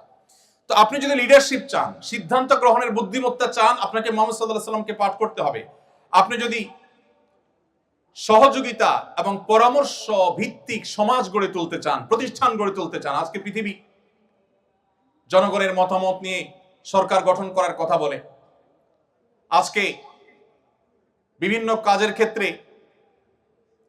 কেউ একক সিদ্ধান্ত দেওয়ার পরিবর্তে পরামর্শ ভিত্তিক কাজকে অ্যাপ্রিসিয়েট করে। নবী করিম সাল্লাল্লাহু আলাইহি সাল্লাম এমন সমাজ গঠন করেছেন। আল্লাহ তাআলা কোরআনে কারিমে বলেছেন ওয়া আমরুহুম শুরা বাইনাহুম, তিনি পরামর্শ ভিত্তিক সমাজ গঠন করেছেন। এবং পৃথিবীর ইতিহাসের সর্বপ্রথম দ্বিপাক্ষিক লিখিত চুক্তি, ঐতিহাসিক মদিনা সনদ তিনি রচনা করেছেন। তার আগে ভিন্ন মতের মানুষের সাথে সমঝোতা স্মারক, লিখিত সমঝোতা স্মারক পৃথিবীর ইতিহাসে কেউ কখনো রচনা করেনি, তিনি প্রথম করেছেন। নবী করিম সাল্লাল্লাহু আলাইহি সাল্লামের যে লিডারশিপ ছিল, সেখানে যে বিনয় ছিল, তার যে বিনম্রতা ছিল, আপনি দেখতে পাবেন। এক সাহাবী বলেছেন, বাহির থেকে আগত কোনো মানুষ মদিনায় এসে, যখন মুহাম্মদ সাল্লাল্লাহু আলাইহি সাল্লাম মদিনার শাসক, রাষ্ট্রপ্রধান, তখন তাকে খুঁজে পেতে তাদের অনেক সময় বেগ পেতে হতো। মসজিদে তিনি যখন বসা থাকতেন তার অনুসারী, তার সাহাবীদের সাথে, তখন বাইরে থেকে আসা আগন্তুকরা অনেক সময় জিজ্ঞেস করতে হতো, মান ফিকুম মুহাম্মদ, তোমাদের মধ্যে মুহাম্মদ লোকটা কে? আপনি একটু কল্পনা করার চেষ্টা করুন, একজন নবী, আমাদের সমাজের কোনো পাতি নেতা না, একজন নবী, একজন রাসূল, যার জন্য তার উম্মতরা জীবন দিতে ঈমানের কারণে বাধ্য, এই রকম অনুসারী। এখন তো পাতি নেতাদের বিপদে হলে তাদের অনুসারীরা তাদের আগে পালাবে, কিন্তু মুহাম্মদ সাল্লাল্লাহু আলাইহি সাল্লামের সেই সাহাবা একরাম যারা তার জন্য জীবন দিতে প্রস্তুত, এই রকম ভক্তদের মধ্যে, এই রকম সাহাবীদের মধ্যে যখন তিনি বেষ্টিত থাকতেন, বসে থাকতেন, বাহির থেকে আসা অচেনা আগন্তুক মানুষ, যিনি ব্যক্তি মুহাম্মদ সাল্লাল্লাহু আলাইহি সাল্লামকে চিনে না, জিজ্ঞেস করতে হতো, মান ফিকুম মুহাম্মদ, তোমাদের মধ্যে মুহাম্মদ লোকটা কে? তার বসার বিনয়ের ভাব কেমন ছিল যে তাকে আলাদা করে খুঁজে বের করা যেত না। তার অ্যাটিটিউড দেখে, তার বসার স্টাইল দেখে বিনয় কাকে বলে পৃথিবীকে শিক্ষা দিয়েছেন মুহাম্মদ সাল্লাল্লাহু আলাইহি সাল্লাম। আমাদের সমাজে যে পরিমাণ সভাপতি আর সহসভাপতির বাম্পার ফলন হয়েছিল আপনারা জানেন। রাস্তাঘাটে, বাজারে, বন্দরে যেই কোনো নেতা যদি হেঁটে যান আর সাথে নেতার অনুসারী বা চামচারা থাকে, নেতাকে আর অনুসারীকে এটাকে জিজ্ঞেস করার কোনো দরকার হবে? কেন হবে না? নেতার জামার যে মার, পাঞ্জাবির যে কড়কড়া মড়কড়া মড়মড়া ভাব, নেতার যে হাব ভাব, নেতার যে ওসফোস, নেতার যে স্টাইল, তার যে অহংকার, তার যে অহমিকা, এটা দেখে একটা শিশুরও বুঝতে কষ্ট হবে না যে এখানে নেতাকে আর অনুসারী কি। মুহাম্মদ সাল্লাল্লাহু আলাইহি সাল্লাম বিনয়ের সে দৃষ্টান্ত স্থাপন করেছেন যে অনুসারীদের মধ্যে থেকেও তিনি এমন ভাবে হারিয়ে যেতেন যে তাকে আলাদা করে খুঁজে বের করতে হতো। তার বসার মধ্যে এরকম কোন আজকালকার বিশ্বের নেতাদের মতো কোনো অহংকারী দৃষ্টিভঙ্গি কখনো ছিল না, সেরকম ভাব কখনো ছিল না। আপনি যদি লিডারশিপ শিখতে চান তাহলে আপনাকে মুহাম্মদ সাল্লাল্লাহু আলাইহি সাল্লামকে কেন পাঠ করতে হবে? ভাইরা আমার, আপনার লিডারশিপের জন্য আরেকটা জিনিস প্রয়োজন হলো অন্যকে অনুপ্রাণিত করবার ক্ষমতা। অন্যকে অনুপ্রাণিত করবার যে ক্ষমতা মুহাম্মদ সাল্লাল্লাহু আলাইহি সাল্লামের আছে, পৃথিবীর ইতিহাসে কোনো কেউ মানুষকে এত বেশি অনুপ্রাণিত করতে পেরেছেন আমার মনে হয় শুধু মুসলিম নয়, আমার অমুসলিম বন্ধুরাও যদি নিরপেক্ষভাবে বিশ্লেষণ করেন, বিবেচনা করেন, আমার মনে হয় তাদের কাছে দিনের আলামত পরিষ্কার হবে যে মুহাম্মদ সাল্লাল্লাহু আলাইহি সাল্লাম যেভাবে মানুষকে অনুপ্রাণিত করতে পেরেছেন, এতটা অনুপ্রাণিত, এতটা মোটিভেটেড পৃথিবীর ইতিহাসে কেউ কোনোদিন কাউকে করতে পারে নাই। ১৫০০ বছর পর আজও তার কোন নির্দেশ পেলে মুসলমানরা জীবন দেওয়ার জন্য প্রস্তুত হয়ে যায়, সর্বস্ব ত্যাগ করার জন্য প্রস্তুত হয়ে যায়। আপনি আর কাকে দেখাতে পারবেন? নেতা বক্তব্য দিয়ে বের হলেই অনুসারীরা ভাঙচুর শুরু করে দেয়। নেতা বের হতে না হতেই নেতার নির্দেশ পায়ের নিচে পিষ্ট করে ফেলে, ভুলে যায় মানবীয় প্রকৃতি, বাস্তবতা। মুহাম্মদ সাল্লাল্লাহু আলাইহি সাল্লাম ১৫০০ বছর আগে কোনো কথা বলে গেছেন, ১৫০০ বছর পরও লক্ষ লক্ষ কোটি কোটি মানুষ পেঠা সেটাকে পুঙ্খানুপুঙ্খ রূপে বাস্তবায়ন করবার জন্য জীবন বাজি দিতে পর্যন্ত প্রস্তুত। আপনি যদি পৃথিবীকে মোটিভেটেড করতে চান, আপনি যদি আপনার জাতিকে জাগ্রত করতে চান, আপনি যদি আপনার জাতির লিডারশিপের দায়িত্ব নিতে চান, মুহাম্মদ সাল্লাল্লাহু আলাইহি সাল্লামের জীবনী চর্চার কোনো বিকল্প আপনার সামনে পথ খোলা নেই। সম্মানিত উপস্থিতি, আপনি যদি ঐক্যবদ্ধ করতে চান আপনার জাতিকে, বিশ্ব মানবতাকে, আপনি যদি মানুষের প্রচেষ্টাগুলোকে একত্র করতে চান, সেক্ষেত্রে আপনাকে সিরাত চর্চা করতে হবে। আল্লাহ রাব্বুল আলামিন কোরআনে কারিমে একাধিক জায়গায় বলেছেন নবী সাল্লাল্লাহু আলাইহি সাল্লামের অবদানের কথা। বিশ্ব মানবতার প্রতি তার যে সমস্ত অবদানগুলো ছিল, এর মধ্যে থেকে অন্যতম অবদান ছিল তিনি মানব জাতিকে কখনো বিভক্ত করেননি, ঐক্যবদ্ধ করার চেষ্টা করেছেন। যারা তার ধর্ম অনুসরণ করে নেই, যার কথা মানে নাই, তাদেরকেও শান্তিপূর্ণভাবে সমাজে বসবাস করবার অধিকার তিনি এমন ভাবে বাস্তবায়ন করেছেন, অন্য ধর্মাবলম্বী যারা মুসলমানদের সাথে শান্তিপূর্ণ সহাবস্থানে বিশ্বাসী, যারা মুসলমানদের সাথে নানাভাবে নানা চুক্তিতে তারা আবদ্ধ, সেই রকম অন্য ধর্মাবলম্বীদের কাউকে যদি হত্যা করে কোনো মুসলমান হত্যা না, কোনো অমুসলমানকে যদি এভাবে হত্যা করে, নবী করিম সাল্লাল্লাহু আলাইহি সাল্লাম সেই মুসলমানকে শাসিয়েছেন, সতর্ক করেছেন যে সে যত ভালো কাজ করুক, যত নেকামল করুক না কেন, জান্নাতের গ্রাণ পর্যন্ত সে মুসলমান পাবে না। নবী করিম সাল্লাল্লাহু আলাইহি সাল্লাম সেই আদর্শ আমাদেরকে দিয়েছেন, যে আদর্শের বর্ণনা আল্লাহ কোরআনে বর্ণনা করেছেন। যে সমস্ত অন্য ধর্মাবলম্বী মুসলমানেরা তোমাদেরকে যুদ্ধ চাপিয়ে দেয়নি, তোমাদের দেশ থেকে বের করে দেয়নি, শান্তিপূর্ণ সহাবস্থান করছে, অন্য ধর্মের মানুষ কিন্তু তোমার সাথে শান্তিপূর্ণ সহাবস্থান করছে। লা ইয়ানহাকুমুল্লাহু আনিল্লাযীনা লাম ইউকাতিলুকুম ফিদ-দীন ওয়া লাম ইখরিজুকুম মিন দিয়ারিকুম আন তাবাররুহুম ওয়া তুকসিতু ইলাইহিম, তাদের প্রতি সদাচরণ করতে, ভালো আচরণ করতে, ন্যায়নিষ্ঠ আচরণ করতে আল্লাহ তোমাদের বাধা দেয় না, বরং ইন্নাল্লাহা ইউহিব্বুল মুকসিতিন, সেই অমুসলিমদেরকে, অন্য ধর্মাবলম্বীদের প্রতি ন্যায়নিষ্ঠ আচরণকারীদেরকে আল্লাহ তাআলা ভালোবাসেন।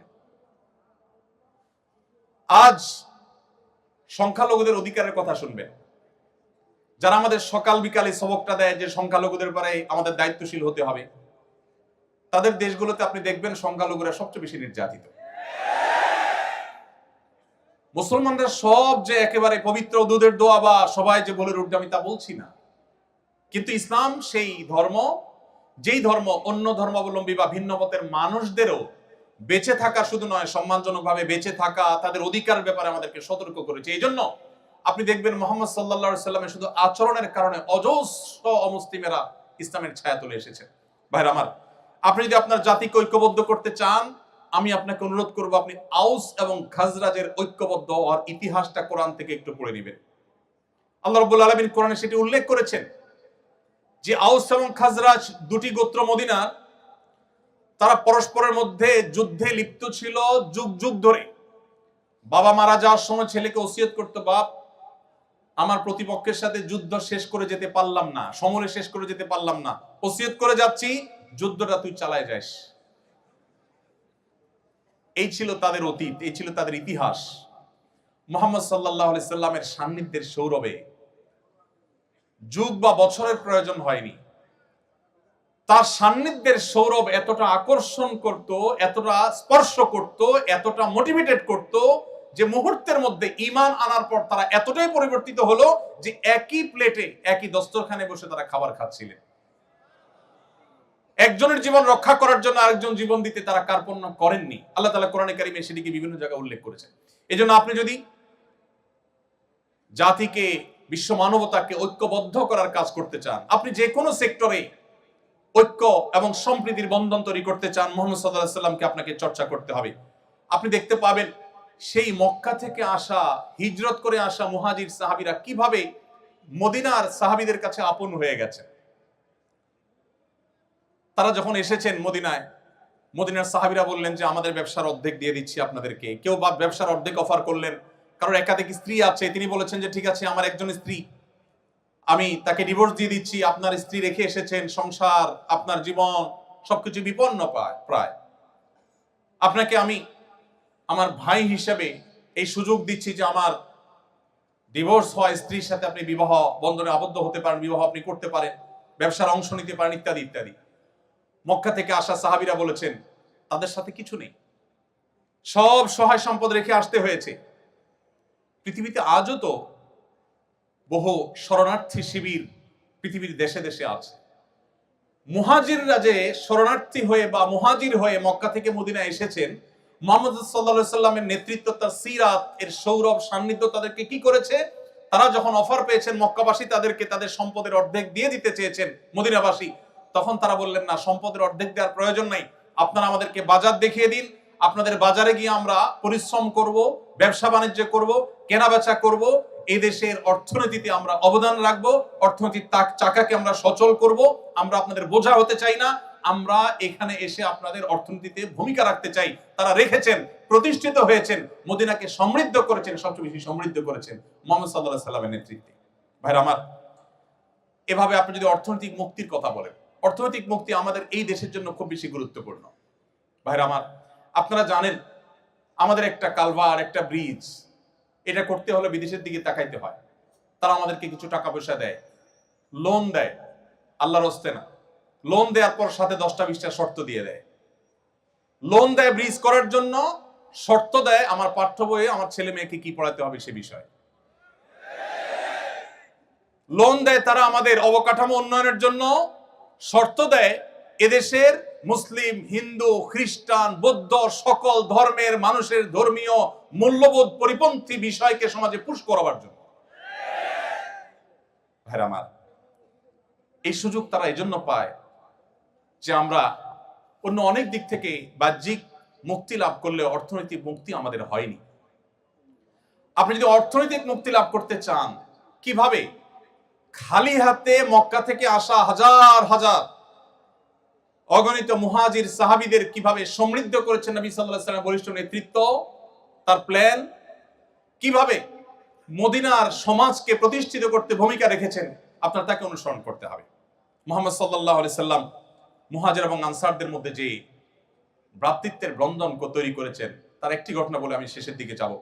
নবী করিম সাল্লাল্লাহু আলাইহি সাল্লাম একবার শুনতে পেলেন দুজন সাহাবী, একজন মুহাজির, একজন আনসার, একজন মদিনার মানুষ আর একজন মক্কা থেকে আসা মানুষ, কোন একটা বিষয় নিয়ে মানুষ হিসাবে বাদানুবাদ হয়েছে, পানি তোলা নিয়ে সম্ভবত বাদানুবাদ হয়েছে।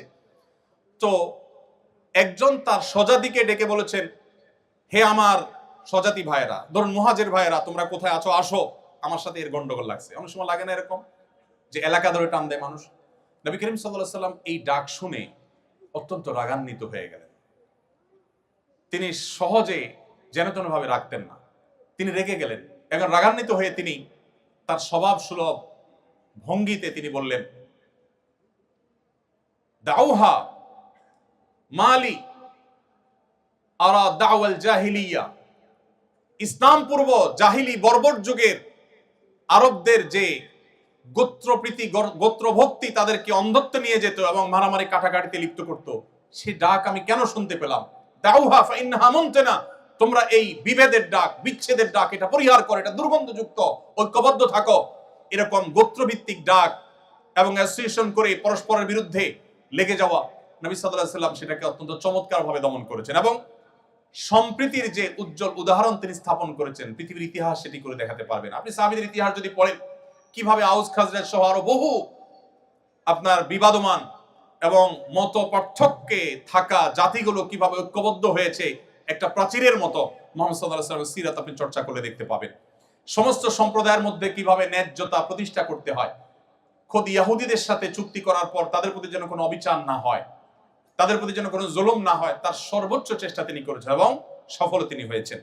নবী করিম সাল্লাল্লাহু আলাইহি সাল্লাম আখিরাত মুখী যে চিন্তা চেতনা, এটা তৈরি করার জন্য তিনি ভূমিকা রেখেছেন এবং একজন মানুষ, একজন মুসলমানের জীবনের সবচেয়ে বড় সার্থকতা হলো তার এখানেই শেষ না, আসল জীবন তার সামনে আছে। সে ওই দৃষ্টিভঙ্গিকে সামনে রেখে যখন চলবে, তখন তার সে পথ চলা হবে অনেক বলিষ্ঠ, অনেক শক্তিশালী, সে কখনো ডিপ্রেসড হবে না।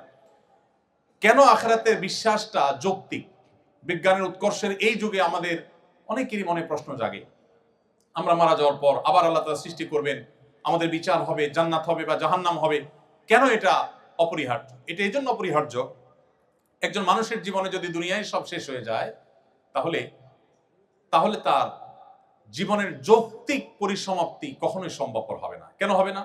ধরুন একজন মানুষ সারা জীবন জুলুমের শিকার হয়েছেন, সারা জীবন জুলুমের শিকার হয়েছেন, হতে পারে না যে তিনি আদালতে গেছেন সেখানে ন্যায় বিচার পান নাই, সামহাও ন্যায় বিচার পান নাই, হয়তো তিনি নিজের বিষয়টা তুলে ধরতে পারেন নাই, যেভাবে হোক তিনি ন্যায় বিচার থেকে বঞ্চিত হয়েছে। এই লোকটা যদি মারা যান তাহলে তার এই সমাপ্তি কাঙ্ক্ষিত সমাপ্তি না। কিন্তু একজন ইমানদার আখিরাতে বিশ্বাসী মানুষ, তিনি মনে করেন, তিনি জানেন, মনে প্রাণে বিশ্বাস করেন, দৃঢ় বিশ্বাস আছে যে তার এই মৃত্যুর পর আল্লাহর সামনে দাঁড়াতে হবে। দুনিয়ার কোথাও যদি তিনি সুবিচার না পান, কোনো টেনশন নাই, আল্লাহ তাআলা বিচার করবেনই করবেন।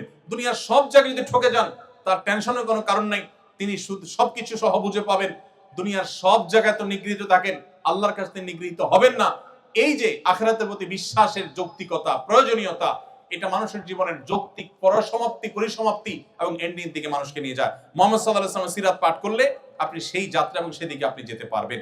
ভাইরা আমার, এর ফলশ্রুতিতে আপনার ইবাদত এবং কর্মের মধ্যে অপূর্ব সমন্বয় এবং ভারসাম্য আপনি সৃষ্টি করতে পারবেন। দায়িত্ববোধ এবং জবাবদিহিতার চেতনা তৈরি হবে। যে আল্লাহর প্রতি বিশ্বাস করে, আখিরাতের প্রতি বিশ্বাস করে, তার ভিতরে আখিরাতের প্রতি জবাবদিহিতার বোধ তাকে সবসময় মনিটরিং করে। সে কখনো ভুল পথে পরিচালিত হতে পারে না।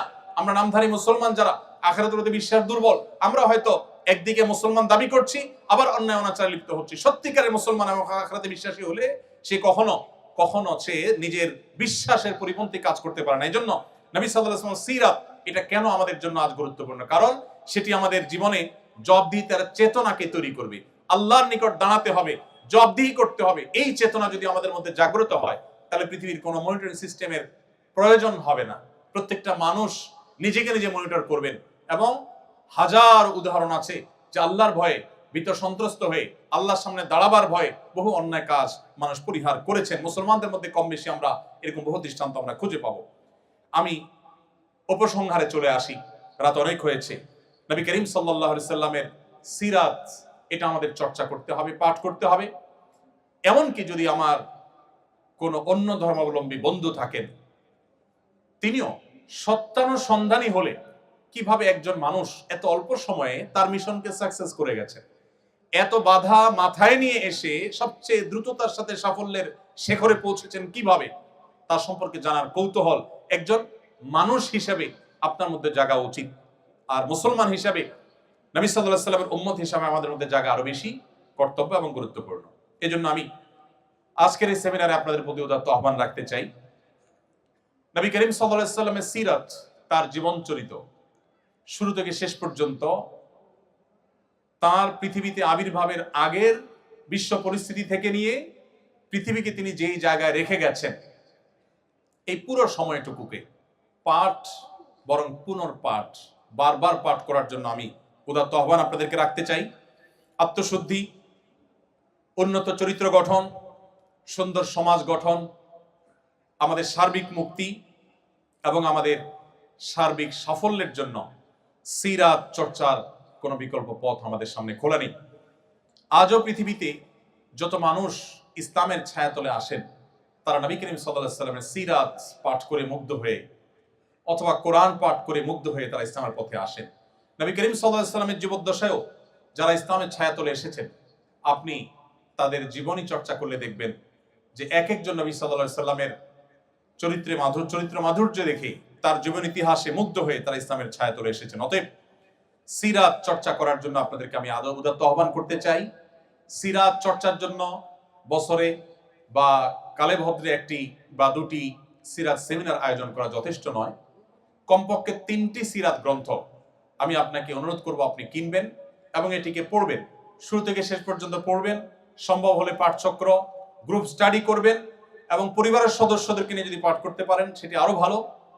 আমি আপনাকে আল্লাহর উপরে ভরসা রেখে একটি নিশ্চয়তা দিতে চাই, সেটি হলো আপনি নবী সাল্লাল্লাহু আলাইহি সাল্লামের সিরাত শুরু থেকে শেষ পর্যন্ত যদি জানতে পারেন, যেটি বলছিলাম তার আবির্ভাবের আগের পৃথিবী এবং তিনি পৃথিবীকে যে জায়গায় রেখে গেছেন, এই পুরোটুকুকে যদি আপনি অধ্যয়ন করতে পারেন, তাহলে আপনার সিরাত পাঠের আগের ঈমান আর সিরাত পাঠের পরের ঈমানের মধ্যে আকাশ এবং পাতাল তফাত এবং পার্থক্য আপনি নিজে অনুভব করবেন ইনশাআল্লাহ।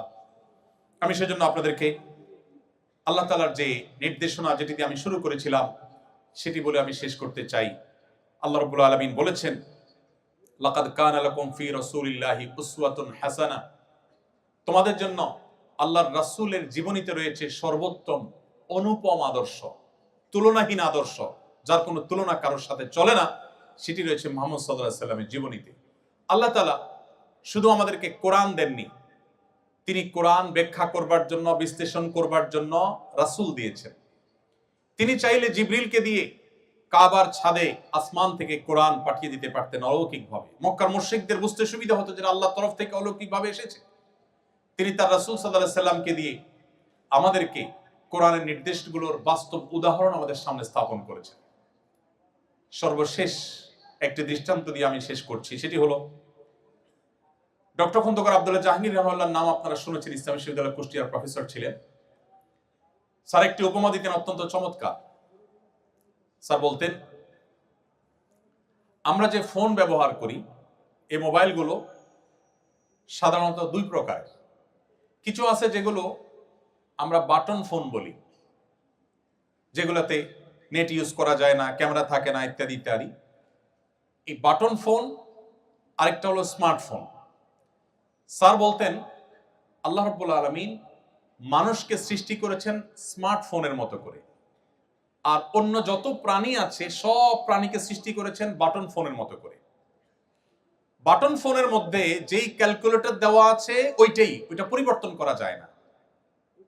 যেই ফোন বুক দেওয়া আছে, যা যা দেওয়া আছে তাতেই থাকে। গেমস যেগুলো দেওয়া আছে, নতুন করে আর কোনো গেম সেখানে ডাউনলোড করা যায় না, ফিক্সড যা যা দেওয়া আছে তা। আর স্মার্টফোনের মধ্যে, দামি দামি স্মার্টফোনগুলোতে আপনাকে একটা প্লে স্টোর, অ্যাপ স্টোর দেওয়া থাকবে। আপনি ক্যালকুলেটর কোন ডিজাইনেরটা নামাবেন, কোন অ্যাপটা নামাবেন, কোন গেমসটা ডাউনলোড করবেন, কোনটা সেট করবেন, এটার চয়েস আপনার হাতে দেওয়া হয়েছে। আপনি চাইলে আপনার সুবিধা মতো, পছন্দ মতো অ্যাপ আপনি নামায় নিতে পারেন। অন্যান্য প্রাণীকে এই অপশন দেওয়া হয়নি, তারা বাটন ফোনের মতো। একটা হাঁস, একটা মোরগ, একটা গরু, একটা ছাগল, অন্যান্য প্রাণী, আল্লাহ রাব্বুল আলামিন তার ভিতরে যা দেওয়া সব বিল্ট ইন দিয়ে দিয়েছেন। সব সেট আপ আগে থেকে আছে, নতুন কিছু ঢুকাবার সুযোগ নেই। এজন্য পশু পাখি, অন্যান্য প্রাণী, তারা চাইলেও মানুষের মতো জ্ঞানে, বিজ্ঞানে, বুদ্ধিতে, মেধায় তারা তাদের যোগ্যতার স্বাক্ষর রাখবার অপশনই নেই। আল্লাহ তাআলা সেট করে দিয়েছেন যে হাঁস সে পানিতে ভাসবে। এজন্য জন্মের পরপরই দেখবেন হাঁস পানিতে ভাসতে পারে, তাকে শেখাতে হয় না।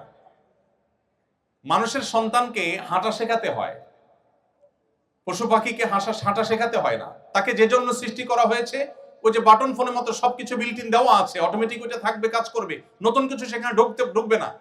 কিন্তু মানুষকে যেহেতু আল্লাহ তাআলা স্মার্টফোনের মতো তৈরি করেছেন, ব্ল্যাঙ্ক ব্রেন দিয়ে দিয়েছেন, চোখ দিয়ে দিয়েছেন, অপশন দিয়ে দিয়েছেন, সে তার চয়েস মতো অপশন বা অ্যাপগুলোকে সে নিজের ভিতর ঢোকাতে পারে।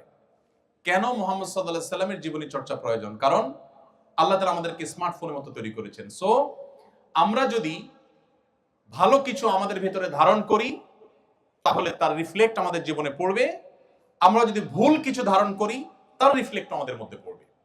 এজন্য আমাদের এই জীবনকে আলোকিত করবার জন্য, সমৃদ্ধ করবার জন্য আমাদের জীবনের পদে পদে মুহাম্মদ সাল্লাল্লাহু আলাইহি সাল্লামকে পাঠ করতে হবে, তাকে ডাউনলোড করতে হবে, তাকে ধারণ করতে হবে এবং তাকে চয়েস করতে হবে। কারণ মানুষ অনুসরণ প্রিয়, কাউকে না কাউকে সে অনুসরণ করে, কারণ না কারণ দ্বারা সে প্রভাবিত হয়।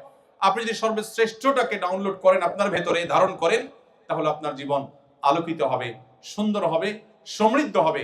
আপনার আলো দ্বারা আলোকিত করতে পারবেন আপনার সমাজকে, আপনার আশপাশকে, বিশ্ব মানবতাকে, আপনার প্রিয় স্বদেশকে।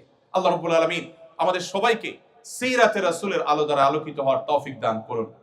সিরাতের আলো, রাসূলের রিফ্লেকশন যেন আমাদের জীবনের পরতে পরতে হয়, পদে পদে হয়, আল্লাহ তাআলা সেই তৌফিক আমাদেরকে দান করুন। আমরা যেন মুহাম্মদ সাল্লাল্লাহু আলাইহি সাল্লামের উম্মত হিসেবে নিজেদেরকে স্বীকার করছি, দাবি করছি, আমরা যেন বুঝে শুনে তার উম্মত হই, আমরা যেন পড়ে শুনে তার উম্মত হই, স্টাডি করে, চর্চা করে তার উম্মত হই।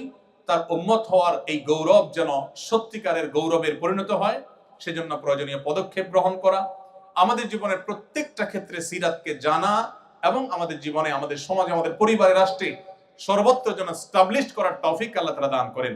সেজন্য সেই দোয়া রব্বে কারীমের কাছে ব্যক্ত করে শেষ করছি। জাযাকুমুল্লাহু খায়রা। আসসালামু আলাইকুম ওয়া রাহমাতুল্লাহি ওয়া বারাকাতুহু। আস-সুন্নাহ ফাউন্ডেশন, উম্মার স্বার্থে, সুন্নাহর সাথে।